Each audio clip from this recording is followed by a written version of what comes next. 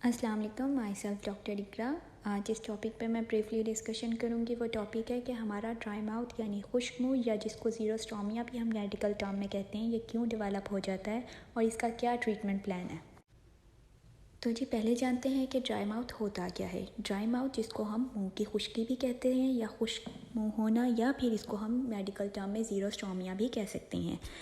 ये हमारे पास इसलिए होता है कि जो हमारी स्लाइवरी ग्लैंड्स होते हैं उनका स्लाइवा की प्रोडक्शन कम हो जाती है। वो किसी डिज़ीज़ की वजह से भी हो सकती है, यानी कि किसी बीमारी की वजह से भी हो सकती है, जिसकी वजह से इनफ अमाउंट ऑफ स्लाइवा हमारे माउथ में प्रोड्यूस नहीं होता और हमारा मुंह जो होता है वो सही तरीके से वेट नहीं हो पाता और मुंह खुश्की की तरफ जाना शुरू हो जाता है। ड्राई माउथ यानी कि मुंह की खुश्की की प्रॉब्लम के साथ अक्सर पेशेंट्स के अंदर हमें ये सुनने को भी मिलता है कि उनके अंदर आँखों की खुश्की भी डेवलप हो गई, यानी कि उनकी आँखों के अंदर जो नॉर्मल टीयर प्रोडक्शन है वो भी कम हो गई है और उनकी आँखें भी खुश्की की तरफ जाती जा रही हैं। अच्छा जी, अब बात करते हैं कि ड्राई माउथ यानी कि खुश्क मुँह की क्या क्या अलामतें हो सकती हैं जिससे आपको पता चले कि आपका जो कंडीशन है वो ड्राई माउथ की है। इसमें पहली अलामत आ जाती है कि मुंह ज़रूरत से ज़्यादा खुश्क होने लगता है। आप कोई भी चीज़ खाते हैं तो आपके मुंह के अंदर ज़ख़म हो जाते हैं। इसके अलावा आपको अपना मुंह रफ़ रफ़ सा फील होता है, आपको बार बार प्यास लगती है और कुछ भी खाने से आपको ऐसे लगता है जैसे आपके मुंह में मिर्चें लग रही हों या आग जल रही हो मुंह में। अगर आपको भी इन अलामतों का सामना करना पड़ रहा है तो इसका ये मतलब है कि आपके मुंह के अंदर इनफ अमाउंट ऑफ स्लाइवा की प्रोडक्शन स्लाइवरी ग्लैंड से नहीं हो रही है, जिसकी वजह से आपका मुंह जो है इनफ अमाउंट जितना वेट होना चाहिए उतनी वेट नहीं है आपका मुंह और आप मुंह की खुश्की की तरफ जा रहे हैं। अब बात करते हैं ड्राई माउथ यानी कि खुश्क मुंह के ट्रीटमेंट के बारे में। आप इसको किस तरीके से घर बैठे ठीक कर सकते हो। हम ऐसे पेशेंट को रिकमेंड करते हैं कि थोड़ी थोड़ी देर बाद पानी की सिपिंग करता रहे।